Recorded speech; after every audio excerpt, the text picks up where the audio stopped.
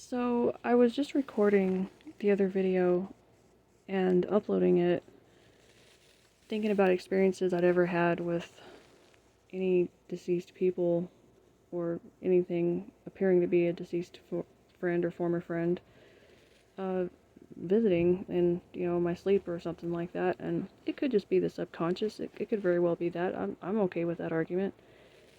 But I still feel like it's worth noting, especially for a channel that's centered around the paranormal and stuff like that.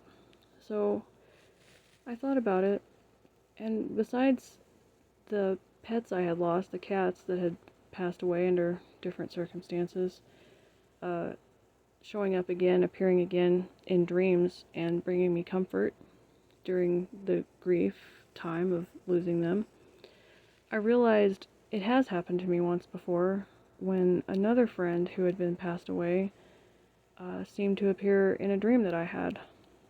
And her name was Kim. She was a very kind person, appreciated the arts and studied the Bible and attended church and was very passionate about her beliefs and her religion and her walk with God. And I did not get to know her extremely well while she was alive. She had sadly battled cancer in the few years that I would have gotten to know her better.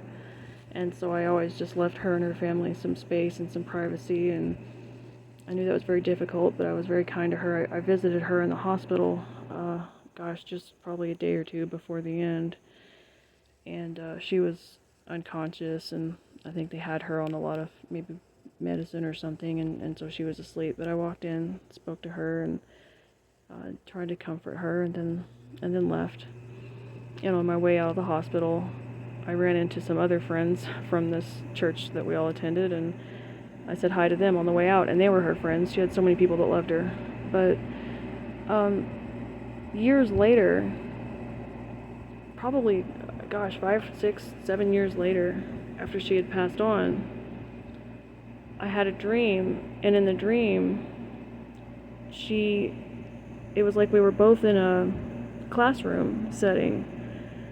And it was like with any other classroom setting, there's other people there in and out, and a lot of chatter and chit-chat going on before the class starts, and she was sitting at a table, and I went up and sat beside her, or maybe I leaned over the table to speak to her and sat across from her. I don't know, maybe I walked around and greeted her, I don't know, but the point is I talked to her. And her son is actually somebody that I had met once before and went to church with, and never really got to know him very well.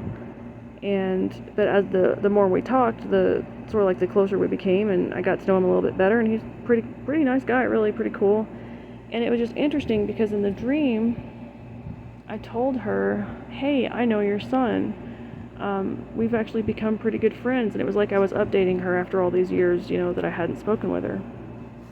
And I said, "I got to meet your son, and he's pretty nice, and we're pretty close." And she seemed happy about that, and I thought that was very kind of her. And that was the end of it. Later on, after a few years of kind of talking, he and I, and just kind of friendship, and especially earlier this year, through a very, very difficult situation I had been put into, he helped me clean and organize and get everything ready for some stuff I was going to have to take back and make room for.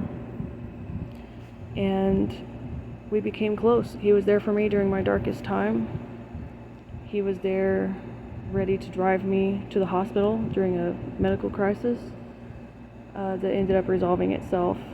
He told me after the worst of it had blown over that he actually had developed feelings for me while he was helping me clean out everything to get ready for these items that I needed to make room for. And it was very kind of him. And he told me he had feelings, and I respected him so much.